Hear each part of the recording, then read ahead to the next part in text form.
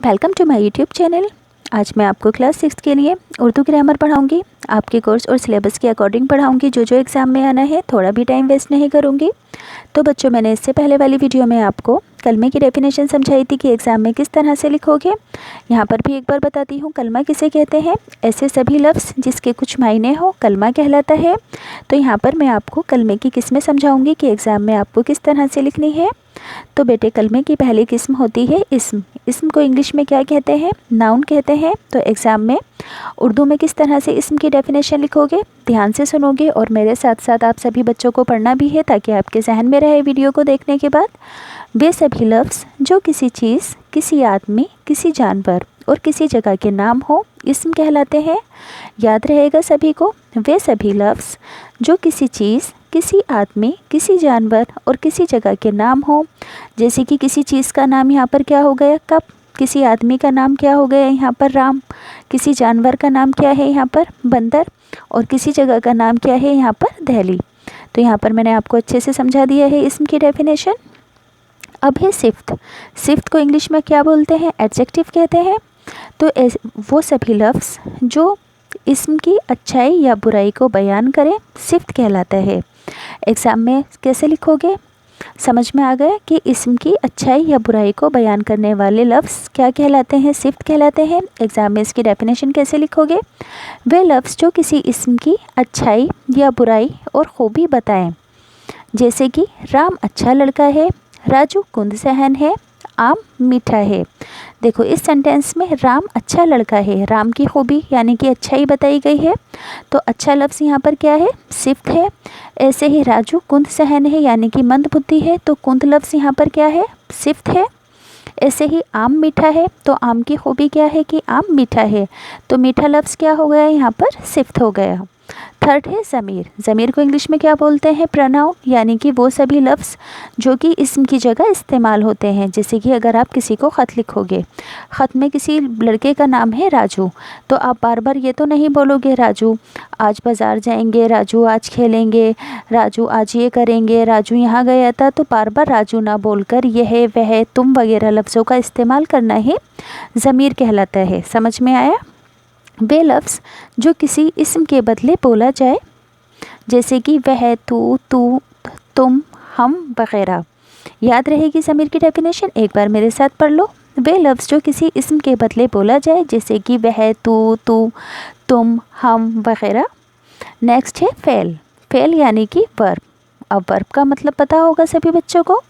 वो सभी लफ्ज़ जिससे किसी भी काम का करना या होना मालूम हो, जैसे कि खेलना, कूदना, खाना, पीना, चढ़ना, रोना, हंसना, आना, जाना, ये सब क्या है? फ़ेल है यानी कि वर्ब है। तो वर्ब की डेफिनेशन एग्ज़ाम में आप किस तरह से लिखोगे? वे लफ्ज़ जिससे किसी काम का करना या होना मालूम हो और उसमें ज़माना भी पाया जाए, यानी कि जिससे ये पता चले कि काम मुस्तक़बिल में हो रहा है, माजी में हो रहा है या मौजूदा हाल में हो रहा है। समझ में आया? जैसे कि आया है, खाया था, जाएगा। देखो यहाँ पर आया क्या है?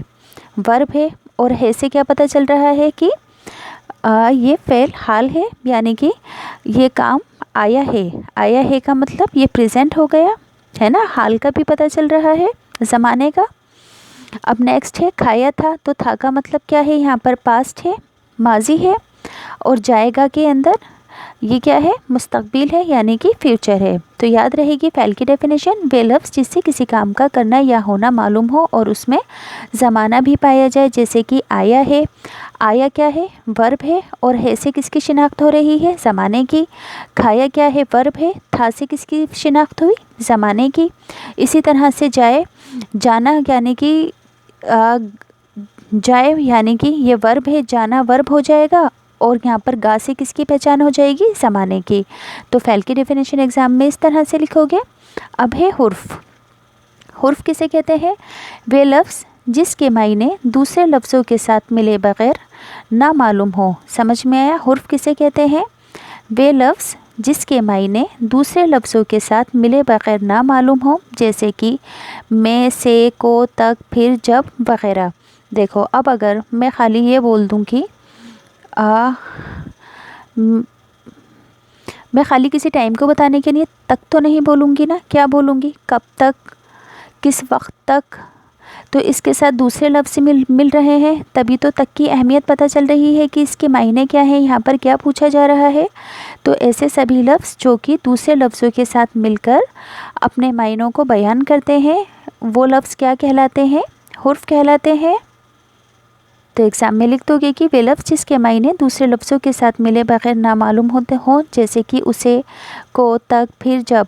जैसे कि हम बोलेंगे उसे आम दो, अगर वहाँ पर कोई लड़का खड़ा है तो हम क्या बोलेंगे, उसे आम दो। अब खाली ये बोल दो कि आम दो और उसे ना लगाओ, तो उसे के साथ जब आप पूरा सेंटेंस लगाओगे तभी तो उसे के मायने पता चलेंगे कि हम इस लड़के को बोल रहे हैं। तो ऐसे सभी लफ्ज़ जो कि दूसरे लफ्ज़ों के साथ मिले बग़ैर उनके मायने ना मालूम हो, उन्हें हुर्फ कहते हैं। तो यहाँ से आपके कोर्स के अकॉर्डिंग मैंने आपको बता दिया है। कलमे की किस्में प्लेलिस्ट के अंदर आपको पूरा ही कोर्स, आपकी पूरी ही बुक विद टेक्स्ट बुक के क्वेश्चन आंसर मिल जाएगी। डिस्क्रिप्शन के अंदर मैं उसका लिंक डाल दूँगी। अब अगर आप सभी बच्चों को ये वीडियो अच्छे से पसंद आई हो तो प्लीज़ चैनल को सब्सक्राइब कर देना, वीडियो को लाइक कर देना।